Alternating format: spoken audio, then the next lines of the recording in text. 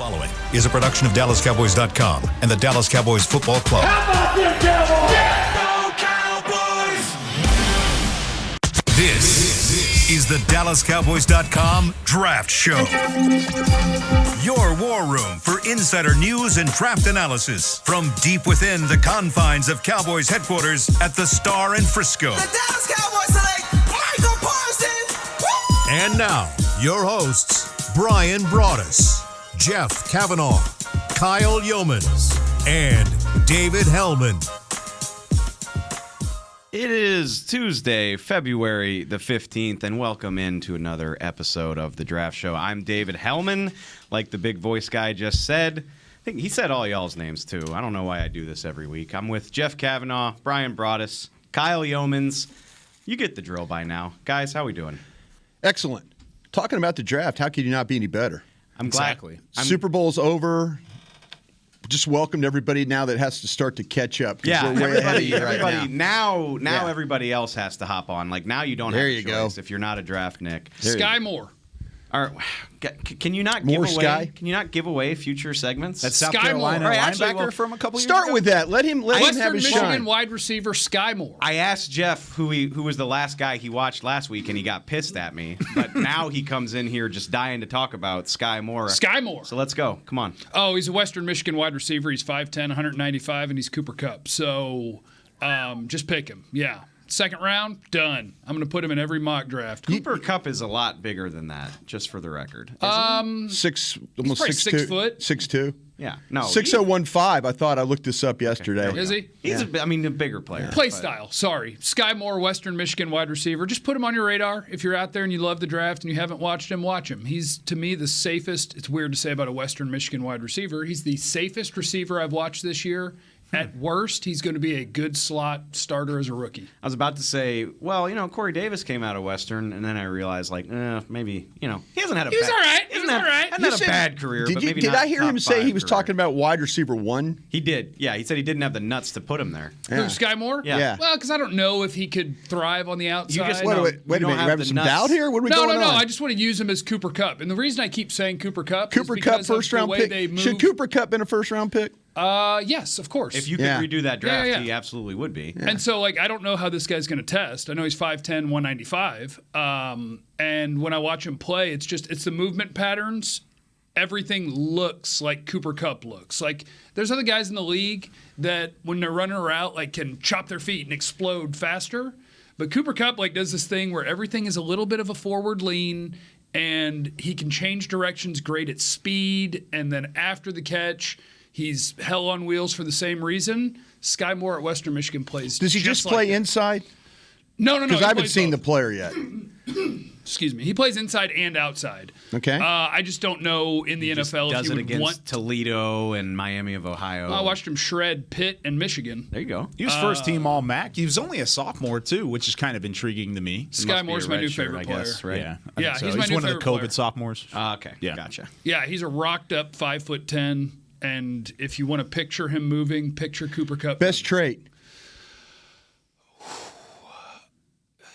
It's all going to fall along the same vein, but it's like he's unstoppable off the line of scrimmage. Okay, so because people are of- going to have trouble playing against him off the line then, People are right? going to have trouble staying in front of him off the line. Is that and what after gets he him catches- open, and or when does he get open on his own down the field? He gets open off the line, and he gets open because he can do I'm not saying going from right to left, but I'm going deep right to deep left, and Yeah. it's a violent, loses no speed doing it. Sky Moore, he's my guy. Shout out to Twitter listener Sonny. I saw your question. Sorry, Sonny, I ruined the draft show. Sky Moore was going to be a question in the next segment, but we just knocked it out for you. 94 catches, 1,283 yards, 10 touchdowns. And we got games against Michigan, you said? Michigan. And Pitt. I watched him against A Michigan, an Pitt, ACC champion Pitt team. Okay. and cool. Kent State. Good is what deal. I watched. Really quickly, so which one was better? Is it Sky Moore or is it Dwayne Eskridge, who came out of Western Michigan last year and was a Eskridge second-round did pick? as well, yeah. Sky Moore. Sky Moore's better? Because Dwayne Eskridge didn't have a great rookie year. 10 receptions, 64 yards. He had one touchdown. If so. Sky Moore doesn't kill it, I'm stupid. But I've been stupid before. That's the thing. That's fair. The thing is, when you see a guy and you're sure, I'm sure. Hey. Sky Moore is going to Pro You Bowls. talked about Olave when we did the show earlier about how the smoothness that he plays with and how he gets open. Similar, not similar? The reason I have Sky Moore ahead of Chris Olave is because Sky Moore also has like 5'10", you're thinking small, and I'm telling you Oh, about that's a good quickness. height. That's okay height. Right, well, and I'm telling you about quickness, so it's like, oh, he must not be powerful. BS. He's a rocked up 5'10", moving like that. And so I just keep going back to the same name, and it's dumb, but I keep going back to Cooper Kupp because it's the same thing with the ball in his hands, where it's just like, bop, bop, bop. One guy in space is screwed. Yeah. Whether he runs through you, around you, makes you lean the wrong way. I've Does he fallen have in a love weakness? with the Mac man. Does he have a weakness that you saw, something that you didn't like? It would be hard to be sure about projecting him as an outside receiver, I think. Okay. That would be seeing- the one thing. So Sky Moore's You watched one highlight? No, he's been in. No, Oh. I should. pulled up his height. He's been invited to the combine. I'm seeing Better be. I'm seeing 5'9". So I'm curious to see what his actual measurements He's are. my 5'9". Okay. My 5'9". Okay. Kind of a small guy. Steve Smith was Hey, short like that, too. If Kupp is the guy you keep bringing up, I'm gonna go with it. And I 'cause- know that it's funny because they're built differently, and by rule in the draft, you have to compare white guys to white guys. I don't No. think Sky Moore's a white guy, and he's not the same height. They play the same. Okay. Okay. Hey. I've said a lot of dumb stuff on this show. I didn't really want to draft Micah Parsons, but I fell in love with Cooper Kupp about an hour into the Senior Bowl. I remember that. So I'm on board with it, which And he wears 24 at receiver, that's weird. which is pretty badass. so was he recruited as a running back? What's with all the questions? No, you don't have to. It's a draft show. Ask Dane. I don't know. It's college. You I'm can just wear whatever asking the you. hell I'm wanna asking wear. you. I'm just. Ask Dane on Wednesday. He does the background. He'll be at youtube.com. You didn't. You weren't interested in knowing his background. You weren't interested in knowing his background. I just watched the tape, brother. Oh, okay. Tape man. Brian's just salty that you brought. Where's a he guy from? He hadn't watched to the table. He's from Western Michigan. Okay. This is a good segue. If y'all will let me do it. If you'll let me do it. Fox Chapel, Pennsylvania. Thank you very much. Cooper Kupp is where I wanted to start this show, to be honest with you. And I know we're all draft nerds, so this is going to be counterintuitive. But yes, we're 48 hours away from the Rams winning Super Bowl 56, and I just want to pick y'all's brains. I think every year at this time, you're always trying to see if you can learn something from the Super Bowl teams, right? And I'm just curious what you think about the way the Rams pulled that off. And I want to be clear, because I think it would be lazy to say that like the Rams bought their roster or traded They for their roster. drafted. They drafted Donald. They drafted really well. Yeah. They drafted like 12 of their starters. Yeah. It's all mid and late, a lot of mid-round Yeah. guys. They drafted Donald. They Yeah. drafted Kupp. They drafted their tackles. They drafted all of their defensive contributors on the front end. Yeah. And even going back, they drafted guys like John Johnson. Like, they're a pretty good drafting team, all things considered. But then they filled the gaps with trading. They're and free willing, agency. and their willingness to do it with picks that matter is pretty eye-opening. I went and I pulled a lot of this stuff up. Obviously, everybody knows the Stafford trade: a 2022 first, a 2023 first, a 2021 last year's third. Obviously, the Jalen Ramsey trade: 2 firsts and a fourth. Middle of the season last year, they trade this year's 2 and this year's 3 for Von Miller, who comes in, plays 8 games, gets 5 sacks, harassed Joe Burrow all day. Just add a round to every one of those trades. Just add a Because round. they've been so consistently good. Well, no, add a round to because where those picks are going to be. That's what I'm saying. Yeah. Yeah, that's the Dallas. problem. Is you've given up. Right. You just gave up the 32nd How pick to exciting Detroit. is that really for the Lions? Yeah, you get. The Lions got a player at 32. They get to select. I mean, the Cowboys did the same thing with Amari Cooper, if you remember. Yeah. That at one time that looked like maybe the top 10 pick, and then it turned into the Raiders ended up getting 26, 27, something like that. 27. Yeah. So to me, if you make those trades and you feel like that your team is going to be good, it's like you're just go ahead and add a round to that. It's the thing that backfires on you that, some of these trades like the Houston trades and stuff, the Jeremy Tunsil's and stuff like that. I mean, those are the kinds of things that backfire on you. So when you look at this, though, and I wanted to be thorough too. Like, it's not just blockbusters. Their starting center for the last few years, Austin Corbett, failed second-round pick with the Browns. They get him for a 5th. He started 2 years for them. Sony Michel, their leading rusher this year, because Cam Akers, another good draft pick, gets hurt. They get him for a 5th and a 6th, conditional picks. And then over the years, they've been involved in trades for Marcus Peters, Aqib Talib. They traded Robert Quinn away. They hate drafting. Brandon Cooks, Dante Fowler. They got Kenny Young and then sent him away. Like they almost work like a baseball team. That's exactly what I was thinking. It's like trade deadline. Let's go try and make a run at this thing. Sort of baseball dealing, wheeling and dealing. So I'm curious. This is just what my brain goes to. Do you think they're willing to do that because of their confidence that they're going to be a contender and that those picks will be around later, like you're saying? Yeah. Or is the NFL overvaluing unspent draft picks and the Rams are taking advantage of it? And I've talked to you about this. Well, and I think the answer to, it's weird because the answer to everything is yes, which is why I love this format as opposed to, I'm going to hit you with 17 hard opinions, because, the Rams, I don't think it's true that they don't value the draft. They realize. No, they admitted they don't like the draft. They realize that their chosen strategy is that we think our first-round picks are better used in acquiring surefire known players. Superstars. Known players, yeah. And some teams don't. But they know the value of the draft because they do accumulate mid and late round. They want to pick. Yeah. They want to fill up their roster with young, affordable talent. So everybody has different ways they do it. So I think, yes, it's true that most teams overvalue draft picks in general. The Cowboys should have been at the front of the line when the Chiefs traded for Melvin Ingram at the trade deadline. Yeah. If you've got a guy who could be like a rental player who somebody's going to sign him next year, you might get a comp pick back. And you could do that for a mid to late round pick. The value of a mid to late round pick most of the time is near zero. Now, the value of having a bunch of them is you get more shots at it. And if you get more shots at it, you'll stumble into some good young contributors. So overall, yes, I think the league values their draft picks too much. And the maybe the most impressive part is the Rams have been making a habit of not picking until day 2 and sometimes even day 3 on the regular. This year, their first pick's not till the 3rd round. They're going to get some comp picks for an executive that left for Detroit, as well as some late round guys. But just listen to this. They've done some solid work just drafting in those money rounds. Whether you want to talk about a John Johnson, a Josh Reynolds, a Tyler Higbee in the 4th round. Look at the number of picks.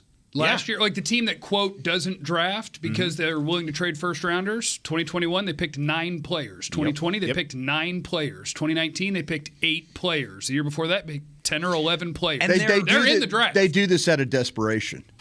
Is it desperation? Yeah, it is. It really is. I've talked to the general manager. I know Les Snead. Yeah. Les was in a mode. I know. You tipped the Todd Gurley pick. Yeah. Yeah, absolutely. That's when you know the general manager. That's how you get that stuff. The general manager there, though, when you feel like that your job is not safe, when you feel like that there's things about it, and again, to me, I feel like, though, when you look at these teams and when they make moves and then they start to work, and it's but it's a lot of it out of desperation. It's somebody else's problem. If Les Snead, if that team had not had success and they move on from a general manager and all those picks are gone, that's somebody else's problem. Sure.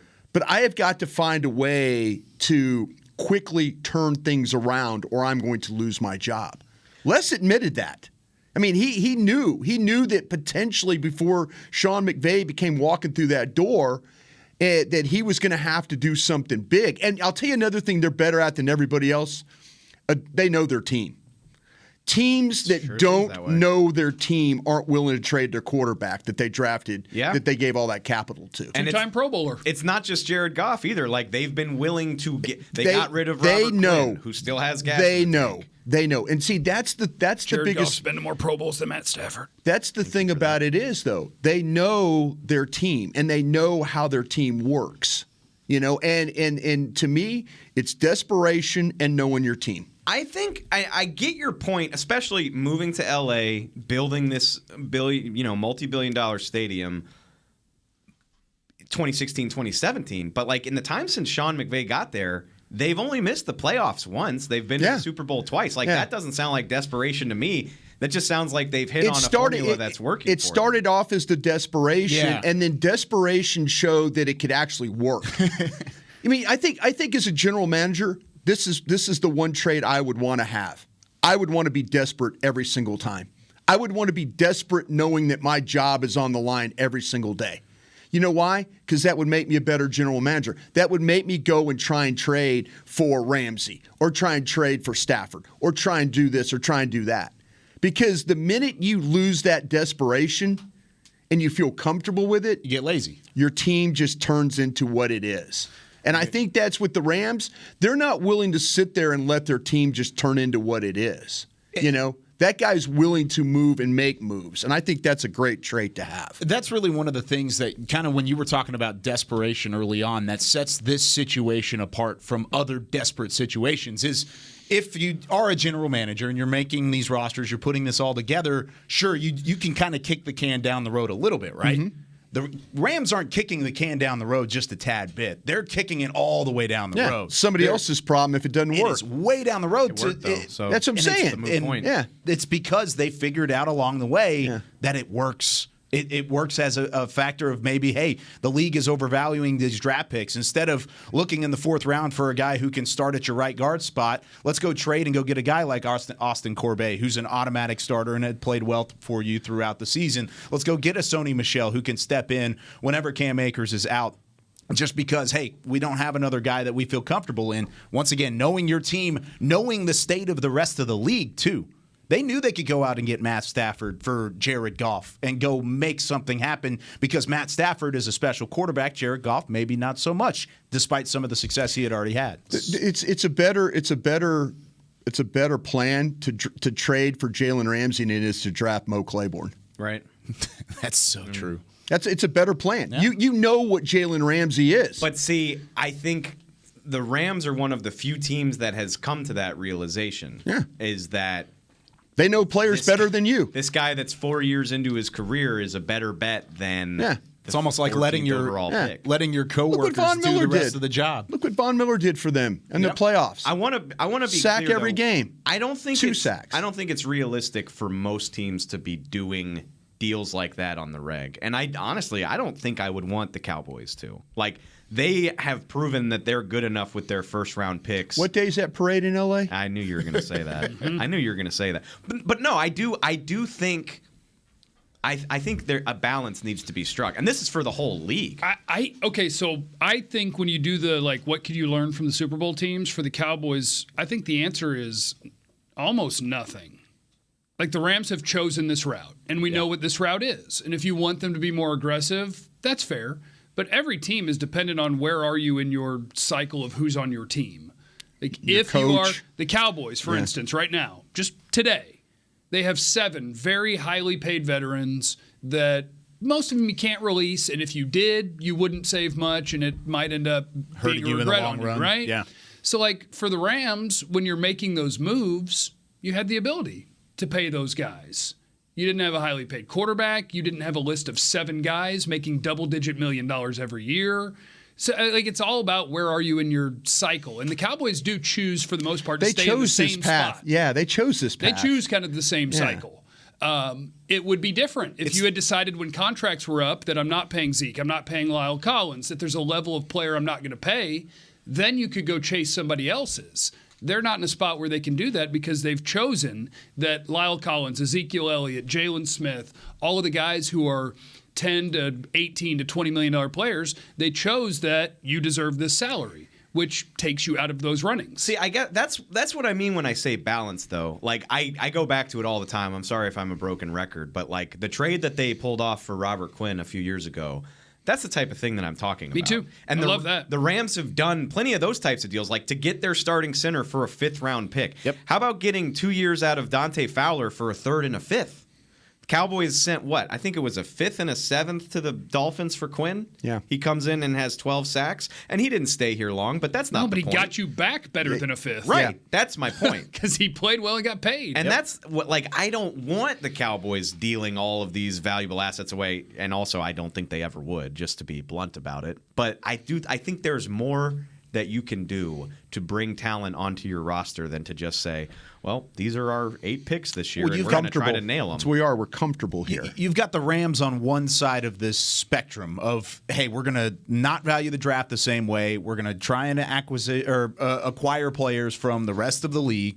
And then that's a shorter cycle. It's going to be 3 or 4 years. You're going to be fine. You'll have a legitimate window to go win. Cowboys are on the complete opposite end of that spectrum, and the fact that we value the draft. We're going to keep our guys around. We're going to make sure we build from within, and that's a longer cycle. It's an 8 or 9 year window, but it's not as volatile as what the Rams could do in the fact that they can actually win a Super Bowl. And I almost forgot the reason I was saying that I don't think you can learn a ton from either one is because regardless of the way that they did it, and they get credit because you won playoff games, you went to the Super Bowl. Sure. The Rams were the 4 seed, the Bengals were the 4 seed. Neither one of these teams was the best team in football. If you run back the postseason and just say, hey, guys, we're going to try again, it's very likely neither one plays in the Super Bowl. Yeah. You just won the games. Yep. Winning games in tiny sample sizes and then using that as a we must build like them is probably a fool's errand because the Bengals would not run that again.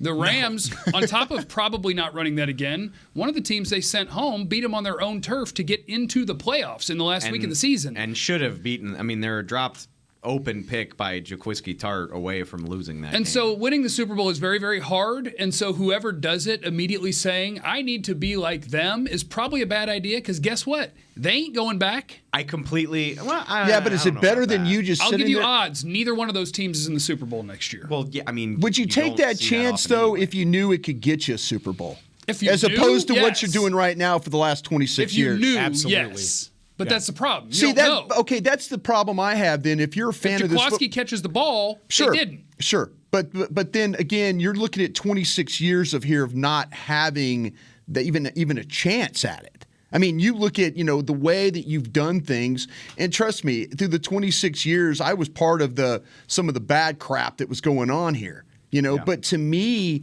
I think that you sit there and if you expect the same things, then you get what you get. And that's, and if building a team is great and everybody can say, oh, this is a really talented roster, and then you sit home every year when it comes Super Bowl time, And what good is that? And I think that's why a lot of Cowboy fans are probably frustrated because it feels like you're the one team who has never been able to go on the run, and there is no identifying reason of why. Romo had 2 teams that were probably good enough to go to the Super Bowl. They were absolutely good Dax enough. had probably 2 teams that were good enough to go to the Super Bowl. And yet everybody else who gives themselves that many chances in the postseason finds a way to advance more than the Cowboys have. And that's my overall point. You're absolutely right. I remember the whole league chased Seattle's model for like 5 years. And it was like, oh, it turns out it's really hard to draft 3 Hall of Fame defenders and a quarterback who's good enough to start at the same time. And 2 of them on day 3, I believe. Right. So I get that. But we're not just talking about the Rams winning this Super Bowl. They've been a mainstay in the playoffs for 5 years at this point. Get Been to, Sean McVay. been to Doing it their 2 way. Super Bowls in the last 5 years, I think right? Sean McVay helps them too. I just think That I think is true. and it's not necessarily a Cowboys thing. I that's a trend that I can't wait to watch. I wonder if we're going to see a change in the way teams cling to these draft picks that they can't be touched because that was the attitude for so long. Cowboys gave up a 1. One time. They needed a wide receiver. Well, he gave it. They gave up a 1. He gave up 2 ones for Joey Galloway. He gave up a 1 and a 3 and a 5 for Roy Williams.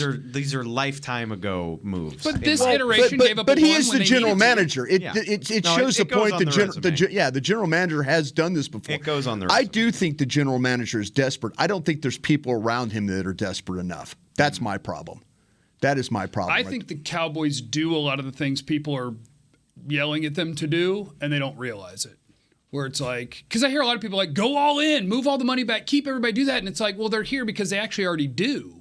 Yeah. Every highly paid player on this team that's not named Dak is on the cap this year for significantly more than they get per year. Yeah. They've already done it. Yeah. They're Would you already say? doing Would that. you say then they've misevaluated their team of who to pay? And has some of the yes, of course. and some of the contract extensions been because of their not moving quick enough? Yeah. Some of the Yes. problems. I there. would go yes. after this front office and say, for a team that talks about wanting to win deals, Yeah. you get destroyed in every negotiation. Tank destroyed you. Zeke destroyed you. Dak destroyed you. for a team because they want it to be their deal, and then they wait until it's too late to get their deal, and it's like crap, whatever he wants. Going back to the line about being a baseball team, I'm not sure they're ruthless enough when it comes to just bottom line, like getting rid of a guy a year too soon instead of too late, not caving on negotiations, that type of stuff. I think that's fair to say. Yeah.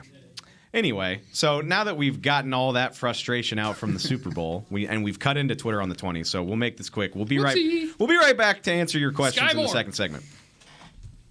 At Smoothie King, we are blending goodness to fuel your greatness. Every blend is crafted to help you achieve your health and fitness goals. Smoothie King uses only whole fruits and organic veggies. You'll never find sugary syrups or artificial flavors, colors, or preservatives. And unlike some other smoothie places, there are 0 grams of added sugar in many of our blends. Smoothie King is proud to be the official smoothie of the Dallas Cowboys. Place your order in the app or online for pickup or delivery. Smoothie King, rule the day.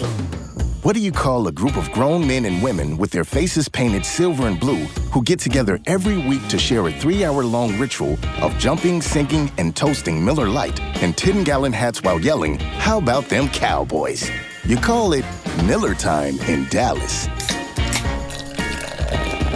Here's to the Cowboys. Here's to the original light beer. It's Miller Time. Celebrate responsibly. 2021 Miller Brewing Company, Fort Worth, Texas. Football season is almost over, and that means tax season is here. With it comes taxiety. Filing taxes can be stressful if you choose the wrong partner. Don't let taxiety take over this tax season. Liberty Tax will help you get your largest possible refund or your money back. With more than 12,000 tax professionals nationwide, help is always around the corner. Check out Liberty Tax, proud partner of the Dallas Cowboys. Schedule an appointment today at libertytax.com/cowboys. Liberty Tax, a brighter way to do taxes. Hey, Cowboys fans, if you're thinking about attending a game this season, visit cowboystravel.com to book your travel package today. Stay at the team hotel, have dinner with a Cowboys legend, and experience AT&T Stadium's exclusive VIP Owners Club. Also, tour the Star, get autographs from your favorite players, and talk X's and O's with me, Mickey Spagnola. The official travel partner of the Dallas Cowboys will take care of all your travel needs. Visit cowboystravel.com. This is the DallasCowboys.com Draft Show. Welcome back to the Draft Show presented by Miller Lite. I'm just going to jump right into it, guys, because we went long on the first segment. Yeah. So it's time for Twitter on the 20. Jazz, you don't have to hit the sound. You're new here. Twitter There on you the go. 2020. All right. Wow, actually, this question's from Jeff. That's perfect. And Wait, it's me? It's a wide receiver question. I did not ask a question. This will work. In a crazy CeeDee Lamb-esque scenario where Garrett Wilson and Treylon Burks are both available to you, who do you prefer? Garrett Wilson. Yeah. Wilson. I mean, y'all all And I agree get that pretty he's easy. the best in the class. He's my only He's better than Burks. He's my only first-round wide receiver. And by first round, I mean the rest of them I gave the cheater grade to. I like to cheat. Coward. Like a late third, like a late first. Yeah, or- I gave him a 1-2, which is Yeah. just my way of delineating when I'm looking at my own board. just learned Like you can that. do it however you want. You It's learned just- that from Dane. It's how I draw a line of this group I would pick first, and then let's go down to this group. But Is your Sky guy? Is he the top of the right below the Garrett 1-2? Wilson Garrett Wilson is number 1 at Ohio State. Treylon Burks is number 2. Now, disclaimer: I still have not seen Drake London, not Yeah, Jackson. I watched still him haven't seen- yesterday. okay, Yeah. I still haven't seen Drake London, but Garrett Wilson is my first one. Then Treylon Burks at Arkansas. Then Jamison Williams. Then Sky Moore. Okay. That's my top 4 wide receivers. Wilson separates, and separation is king. Burks is going to be hellified, ball in the air, screen game. You could gadget him. He'll be really, really good. But Garrett Wilson, I love. And the one thing about Wilson, you were talking earlier about Cooper Kupp and that first step, like trying to have that first defender take him down. It's not happening against Garrett Wilson. I think he's shifty enough to get around defenders. He's going to be good at all 3 levels. He's got that deep threat ability. He still has a chance to catch in traffic because he is a decent size. I mean, 6 foot. That's a good size for a receiver. So I like him over Burks because I think he can do more. I think you can use him in Burks a is number raw. of different ways. Burks comes with more risk. I agree. Like he doesn't Wilson's run a a whole lot of safe routes at pick. Arkansas. No, He's he kind doesn't. of flat routes and screen game and He's got a really downfield. bad quarterback and he makes catches, so that For kind sure. of impresses me. a Yeah, little he goes bit. and gets it. Really bad quarterback beat LSU, See, unfortunately. Drake London at USC, watching him yesterday, I mean, the guy can catch in traffic. He can catch downfield. He has a bit of separation at the top of his routes, but not as much as you would really want because he's so big. He's just a big-bodied receiver. Great on the outside. He can be used. Mike Williams? Yeah, I'm just actually, asking. I called him Adam Thielen, is who I called him. I thought he was a bigger Adam Thielen. Yeah, Okay. that's what I said. Yeah. I'm going to ask Brian this question because he got here first and we talked about it. If either of y'all have watched him, feel free to chime in. GC wants to know about Andrew Booth, the Clemson cornerback.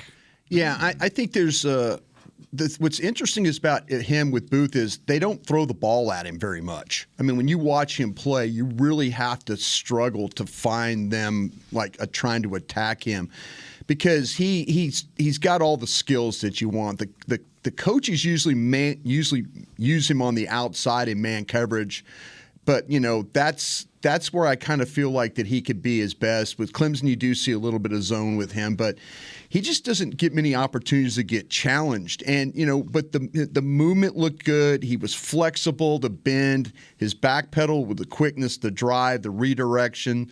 They threw a screen his direction the one time. He was able to rally and get there and make the play. I saw a guy that, has all the things that you want. But I think he is a 50-50 tackler at best. I really, really do. I've seen him wrap up, but I've also seen him whiff really badly too. And I just don't feel like there's any issues with the athletic stuff. We'll see about the toughness side of it. But, man, the guy does have a burst, and he does make some plays when he gets the opportunity. If you're open to the Cowboys picking a corner in the first round, then I think you need to know Andrew Booth because I think that's about where he goes. I think he's a guy that gets picked in the 20s. This is a name. I don't think we've said his name on this show, and it feels like an oversight at this point. I think he is a full-size corner that is very well-rounded with one exception, and Brian named it for you. He's an out-of-control tackler. He's a run-forward, dive, lunge. He'll throw his body at you, but he's not breaking down, and he's not a good tackler. But man, zone, movement skills, catch point, Andrew Booth's a player. He's good. So great in coverage, poor tackler. Where would that nick him for your grades? Where would that set him? And I think the movement skills and the ability to play the ball. And again, I always evaluate corners that could take routes inside because I think that's the most difficult thing. This guy has no problem doing that. I would, like I say, Jeff's right. If you take him at 24, I don't think that's a problem. The tackling is an issue, but then again, there's people who'll say his job is to cover, not to tackle. Yeah, you do have to tackle. But I kind of feel like, though, where I put him is my thought was more about him at the top of the second round than he was at first. But then again, that's outside my range of the 20 guys that I have first-round grades on. So he's in that mix of 22, 23, 24 area for me. A lot of people have him as a top 10 pick. The skill's there. I mean, it's because he has that blend. He has a blend of he's full size. Yeah. He can play man or zone. I won't say he's not physical. He's a bad tackler. He's a bad tackler. Yeah. And so when you're a guy who's 50-50. Yeah. So if you're a guy who's 6 foot 200. And you're a blend of all these things. Sauce Gardner's a giant who is super physical, will blow up your screen game. He's not physical like Sauce. Yeah. He's not as sticky as somebody like Derek Stingley or Trent McDuffie at Washington. He's just good. Yeah. He's good at all of it. Glad you brought up Stingley. I love this phrase. I love the phrasing from Big Squeak. Love the name, too. He says, he doesn't just want to know about Derek Stingley. He says, help me understand Stingley. And I think that's a good point because most people agree he's a top 5 talent in this class. But then you hear a lot of people complain about his recent tape, about not having played a lot, and maybe he could slide. And, I think it's a guy it's worth trying to get a handle on where you think he is in this class. I have Gardner over him from Cincinnati. I think there's some questions about his health when he plays. He tends to play and then get hurt. I think that's a concern right now. But when you watch him play, he can cover from all levels. You put him up, you put him back. He can run with anybody, the body control, the balance. He's, there's times when you see him finish, too. I mean, you see him the ball will be there, and he's able to knock it down. He's in position. He'll even taunt. I've said this before about this guy. Like, someone will run routes on him, and the ball will be not going that guy's direction, and he'll still be in position, broke down like, bro, you ain't getting the ball. I'm still here. And it's almost like he plays with that swagger about him.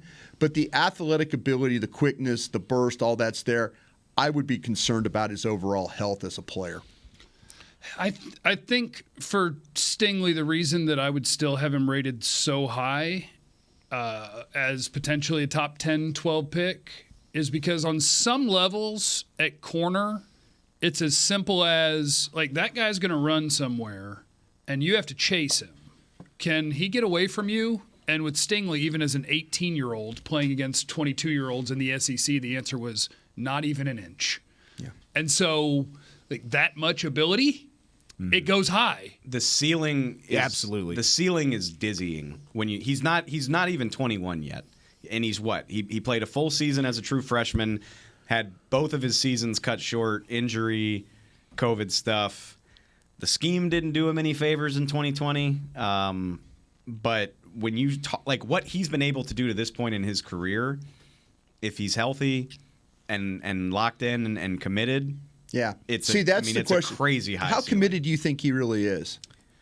I trust that I trust that he will be in the pros. It's hard. It's hard to blame guys in the COVID world. I mean, did Chase and Parsons and or in the free labor world of college football? Fair. Once your stock is established, if you decide Stingley wasn't a COVID opt out the way that Chase and Parsons were, but if those guys can opt out and come in and take over the league, I completely trust that Derek Stingley can recommit himself. I don't blame people for having questions about that, though. Yeah. I don't blame people for that. Well, when you look up prototypical cornerback in the dictionary, and Stingley could pop up as the picture because he has that high ceiling, he has that coverage ability, the rare athleticism, the prototypical build for a corner.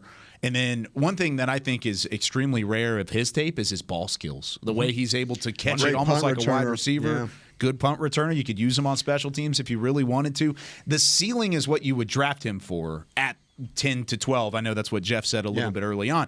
10 to 12, if that's where you wanted to take him, you're putting him in the conversation of a J.C. Horn and a Patrick Surtain from last year.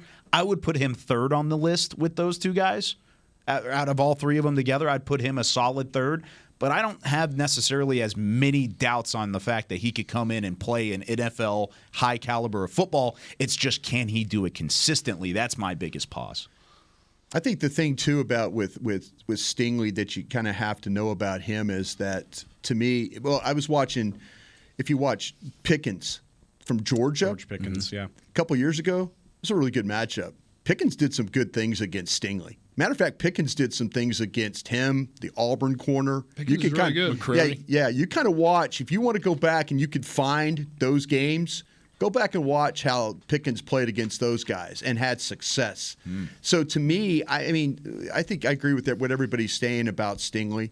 Again, let's see how – I think he'll be committed. I do worry about his health. I just think there's sometimes – he's one of those guys that reminds me almost like a track athlete, that he almost has to be perfect for him to perform. Conditions, and I mean conditions, body conditions almost have to be perfect for him to perform. Amit says, we've talked plenty about Nakobe Dean, but what about his Georgia teammate, Channing Tindall?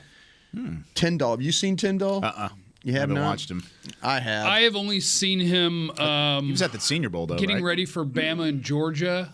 I kept writing down other Georgia linebacker names, and I was like, he also can fly and hit. And I wrote that about like 3 different dudes. Jeff is absolutely right. Channing Tindall is, done. You did. Run fast, tackle. You did a great job. I said that in the second line, best trait is his ability to run. There's snaps where you see him carrying receivers and maintains positions. He also does a really good job when the ball goes wide and he can run it down. He can cover a lot of ground. Feel like he's a better player when it's attacking things straight ahead. But I don't know if it's his length or how the pads sit on his shoulders, but not sure how well he can really turn. He looks a little tight to me, and there might be a little stiffness into his game to that point when it comes to really having to turn. But everything downhill, he's a physical tackler, as all the Georgia linebackers are. They come with a purpose. They wrap you up. He's used as a blitzer. He attacks hard.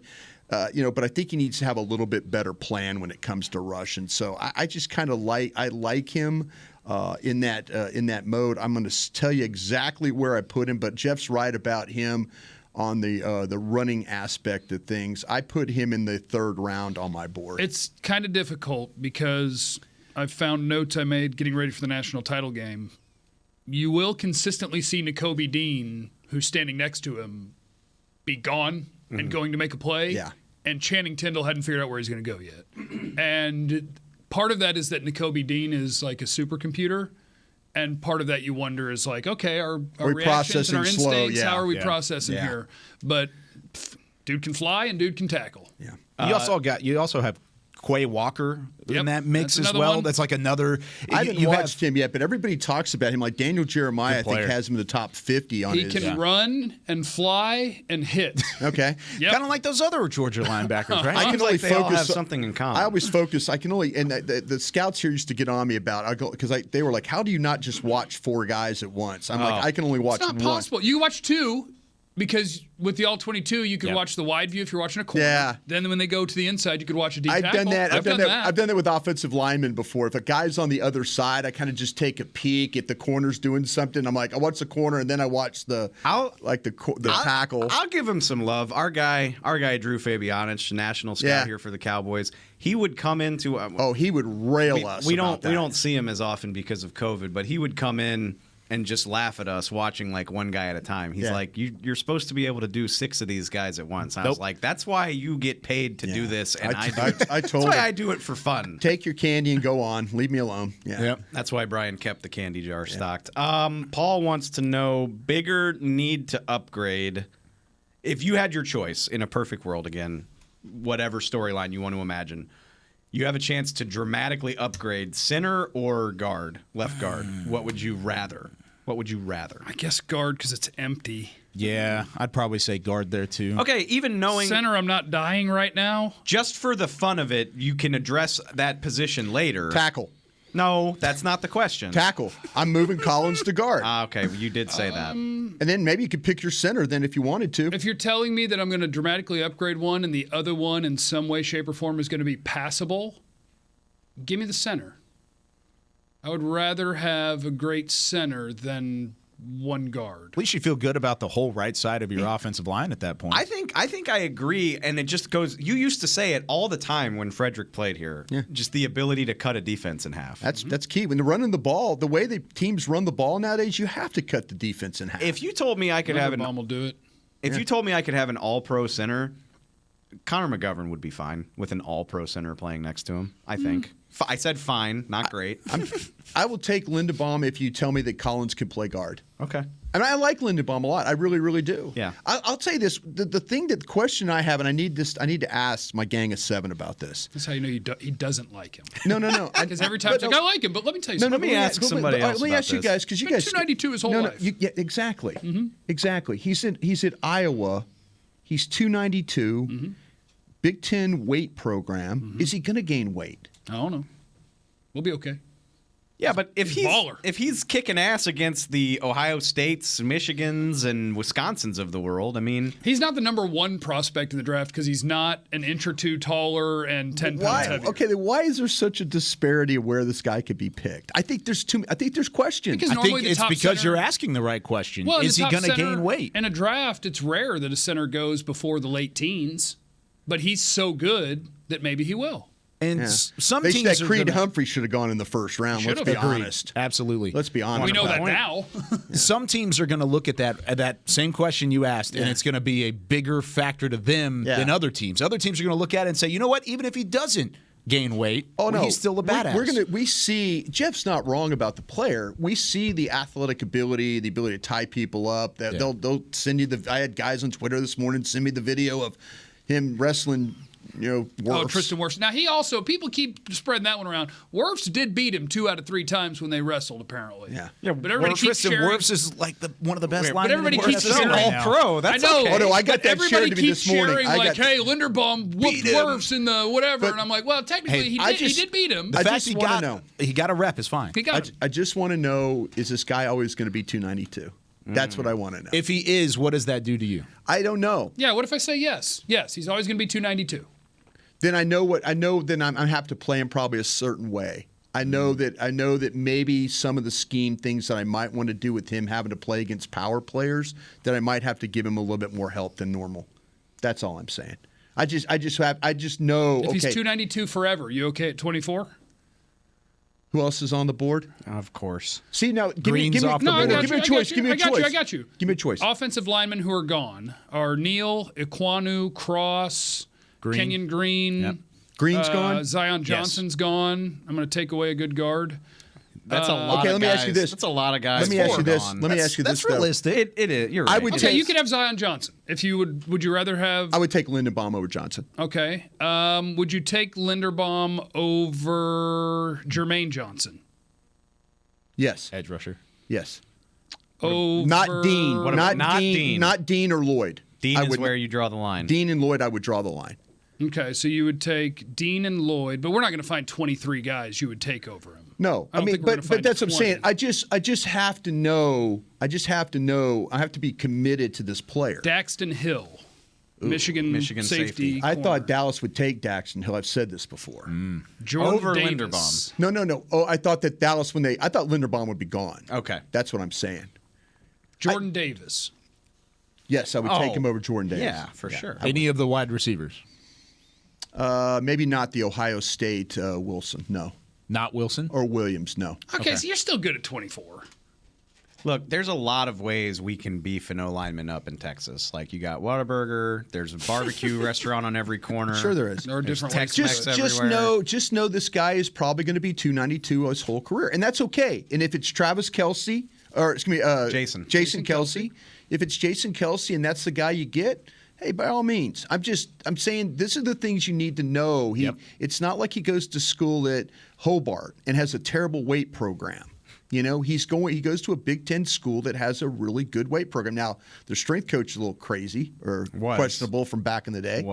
But that's kind of what you're dealing with. Just know that's going to probably be your guy. Okay. Good to know. We got to 6 today. We're climbing higher every time. We're getting better at this. Actually, one of you got a question. Nice name, by the way, from David. It's going to lead into our third segment. We will tackle that when we get back. Football season is almost over, and that means tax season is here. With it comes taxiety. Filing taxes can be stressful if you choose the wrong partner. Don't let taxiety take over this tax season. Liberty Tax will help you get your largest possible refund or your money back. With more than 12,000 tax professionals nationwide, help is always around the corner. Check out Liberty Tax, proud partner of the Dallas Cowboys. Schedule an appointment today at libertytax.com/Cowboys. Liberty Tax, a brighter way to do taxes. Hey, Cowboys fans, if you're thinking about attending a game this season, visit cowboystravel.com to book your travel package today. Stay at the team hotel, have dinner with a Cowboys legend, and experience AT&T Stadium's exclusive VIP Owners Club. Also, tour the Star, get autographs from your favorite players, and talk X's and O's with me, Mickey Spagnola. The official travel partner of the Dallas Cowboys will take care of all your travel needs. Visit cowboystravel.com. What do you call a group of grown men and women with their faces painted silver and blue who get together every week to share a 3-hour-long ritual of jumping, sinking, and toasting Miller Lite in 10-gallon hats while yelling, "How about them Cowboys?" You call it Miller Time in Dallas. Here's to the Cowboys. Here's to the original light beer. It's Miller Time. Celebrate responsibly. 2021 Miller Brewing Company, Fort Worth, Texas. This is Chad Hennings, former cowboy and proud veteran of the United States Air Force. When my fellow military veterans choose VA, they receive life-changing benefits from the Department of Veterans Affairs. If you are a veteran, you may be eligible for healthcare, education, and training benefits, a home loan guarantee, housing assistance, and more. Choose VA for the benefits you've earned.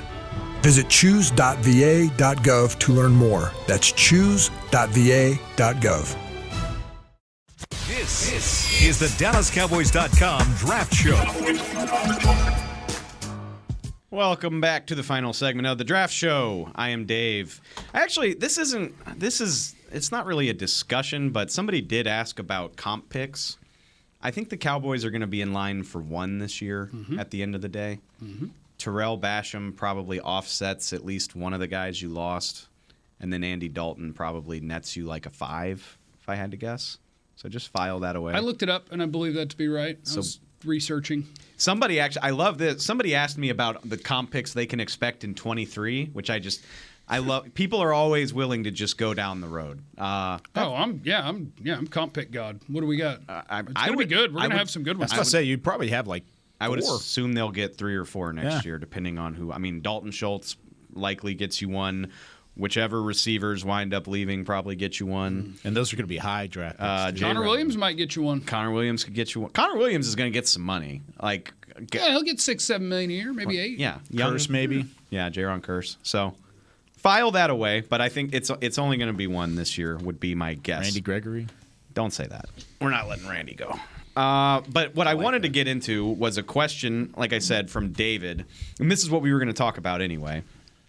He wants to know what position of need for the Cowboys looks to be the thinnest to you right now. And I just kind of want to have a conversation about how you feel about the strong points and weak points of this class from what you've seen so far.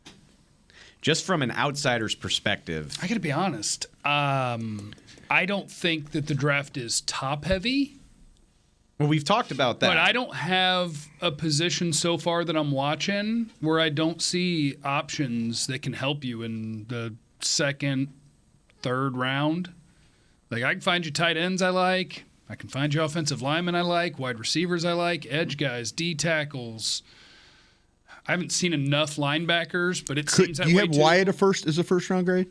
No. I have no first-round D tackles. Okay, so see, that's what I'm saying, though. I think got a bunch of 2s. To me, if you're really interested in a center, then you need to draft Lindenbaum at 24.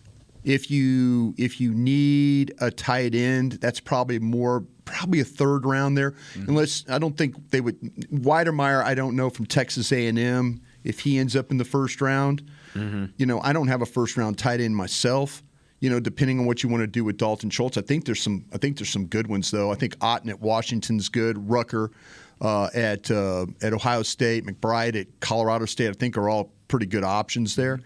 I'm kind of thinking about, like Jeff was talking about, the defensive tackle stuff. I don't think is initially very good. I don't have a first round defensive tackle, but I would look at Wyatt. I would look at Mathis from Oklahoma, Bama. Yeah, Winfrey's. Oklahoma. Logan Hall was a guy that was kind of interesting to me at Houston, but that was all kind of second-round guys. The safety thing stretches pretty good for you. I think the corner stretch is pretty good.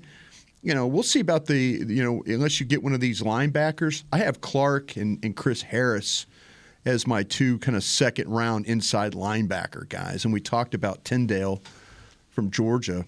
So, I mean, where they need players, I don't think is terribly bad other than the center if you had to get into the second or third round. What about edge rusher? It's deep. That thing's deep. Yeah? It's deep, but also kind of risky, right? It's kind of how edge works. Like, there's a lot of different guys. That's an every year thing. Right. You're not going to feel great about a second-round edge guy like, hey, he could go start today. I think that would happen. I think guys like Myjai Sanders from Cincinnati, he could be probably the 4th or 5th, or maybe even longer than that. He may be the 6th or 7th guy off the board from the edge spot, and he's probably going to be like a late second, early third. He could come in and start for you right now. I agree. I completely believe in that. Damn. I think there are some edge rushers in this class that are going to come in and make immediate impacts. Maybe not 20, 25 deep or anything outrageous, but I agree with Brian in that fact. I think this is a deep edge rusher class that you can get some guys not in the first round. We always like to think about. We all kind of liked Ojulari, and then he goes to the Giants, and these guys go had and a nice season. They have success. Yep. I mean, it's funny. You're like, oh, this guy's only 238, or he's only 229, whatever, and you're like, you kind of ding him. And then they get in the game, and then you're like going, geez, I didn't see that guy the right way. I kind of feel like this is the same group. Mm-hmm. I think the South Carolina kid was at Agnar. Enaghare.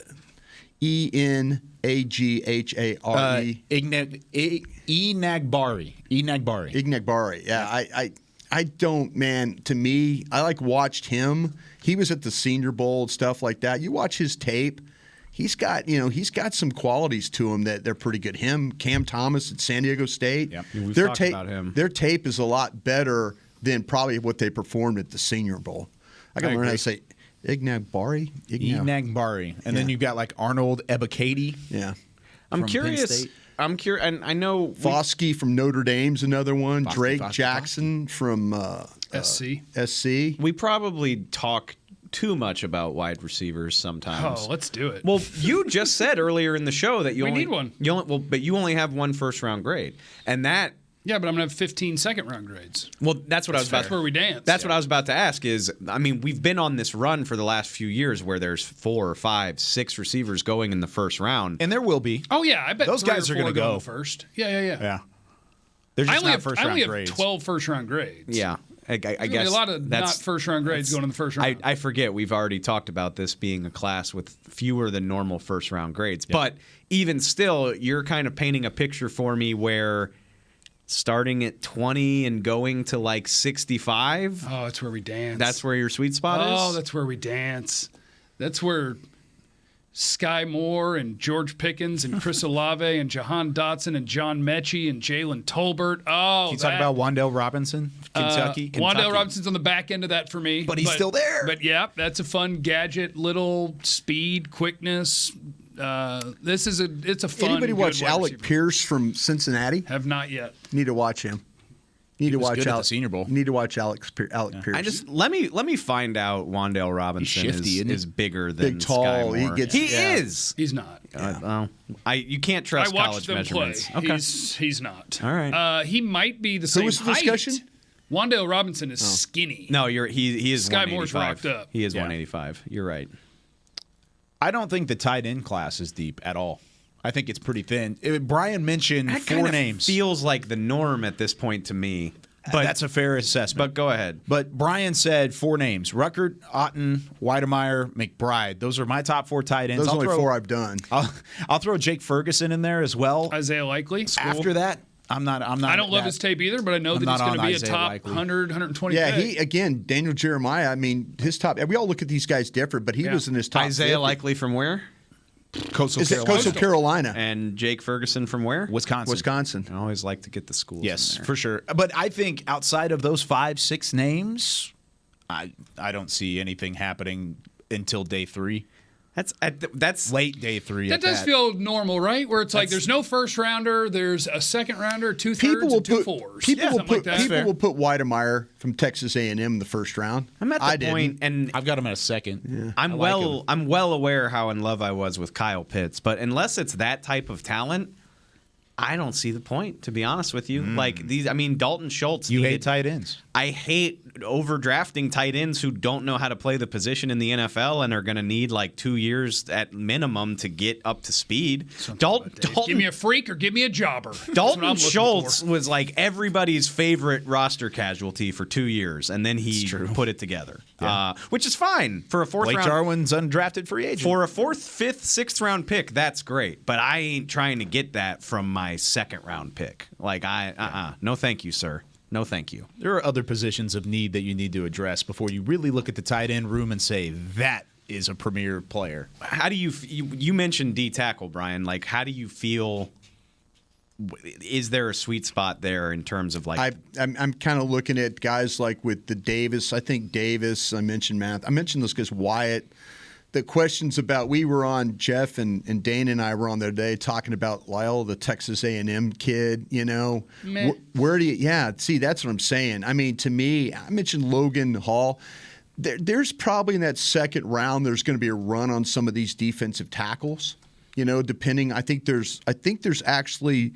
You guys really got me. I haven't looked at the Clemson tape, Jeff. I appreciate you sending that to me of Travis Jones. DT4. But I kind of feel like they're better 3s than there are 1s, if that makes sense. Jordan, really? Well, like Devontae White at Georgia and DeMarvin Leal, I think are nice 3s. Perrion Winfrey with what he did at the Senior Bowl at Oklahoma looks really good. I like Wyatt, Hall, and Winfrey. Okay, and I have Hall as an edge, but wherever you want to play him. Like Jordan Davis is a good one. Travis Jones is a good one. I think Fedarian Mathis at Alabama's a good one. I think Mathis is going to surprise some folk. I really do. I think there's a decent chance that maybe a D tackle goes before the Cowboys pick and maybe not, and that maybe 5 go before you pick again. That's what I think could happen. Maybe more than that. How do y'all feel about, I'm interested, cornerback? We've talked a little bit about it. There's always going to be guys at the top of the draft because of the importance of the position.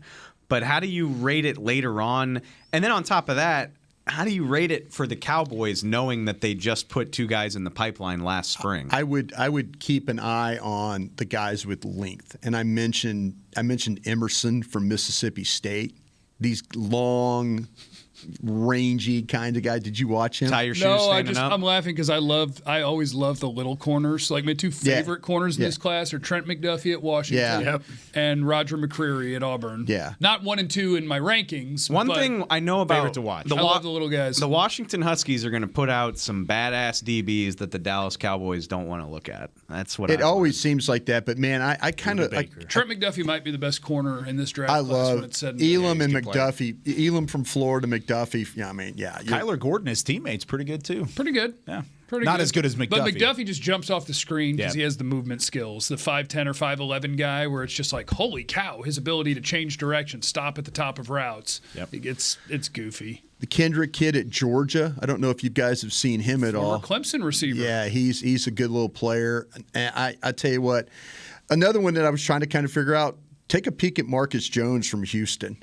This kid's 5'8", 185 basically, and he's one of the best return men in the country. 5'9", 185. I was watching him cover somebody this morning when I was watching a receiver. Maybe it was Calvin Austin at Memphis. This kid might be one of the most dynamic players in the country when you look at his overall and the way he plays and how physical he is and stuff like that. I was wondering why one of the little, quick and fast wide receivers I was watching couldn't get open, and I actually Googled this morning, who's number 8 at Houston? Yeah, that was him. That's Marcus Jones. He transfers from Troy to Houston. And I'll tell you what, even just Troy tape, I wouldn't just say, I got to look at this guy some more. But I asked one of my gang of 7 guys, and I'm like, listen, there's this 5'9" corner at Houston. And immediately everyone's Marcus Jones. So if you have an opportunity, can take a peek. But I don't know. But this guy, when you watch him, he won the SMU game this year. Like SMU kicked the ball to him, and he brought it back on a kickoff return. He's one of the most punt, kickoff return. He can cover on the outside. He can cover in the slot.